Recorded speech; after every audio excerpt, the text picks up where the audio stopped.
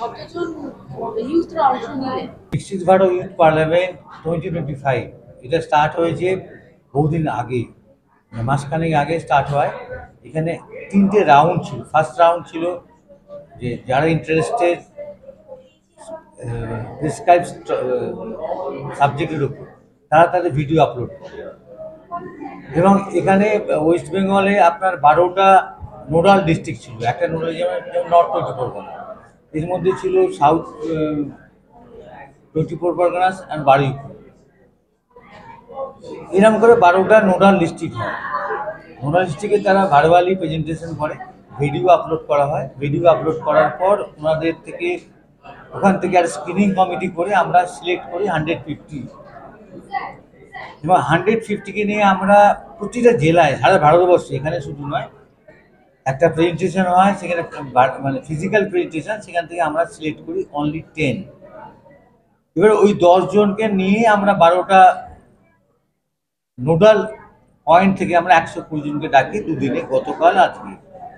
এবং তাদের পারফরমেন্সের ভিত্তিতে আমাদের 5 জন জুরি আছে ডিফারেন্ট ফিল্ড থেকে, শুধু আমাদের এখান থেকে নয়, যে প্রেস মিডিয়া থেকে আছে, আপনার লজ থেকে আছে, সামাজিক প্রতিষ্ঠান থেকেও আছে। বিভিন্ন লজিক লাগিয়ে রিক্রুট করি যে তাকে সিলেক্ট করার জন্য।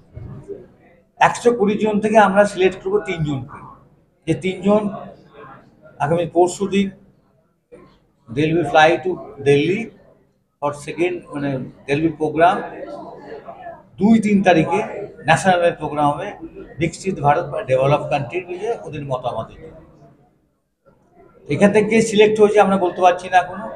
120 জনের মধ্যে থেকে সিলেক্ট করা, এবং প্রত্যেক জনই খুব ট্যালেন্টেড ছেলে মেয়ে ছিল। ওরা যথেষ্ট চেষ্টা করেছে বলার জন্যে।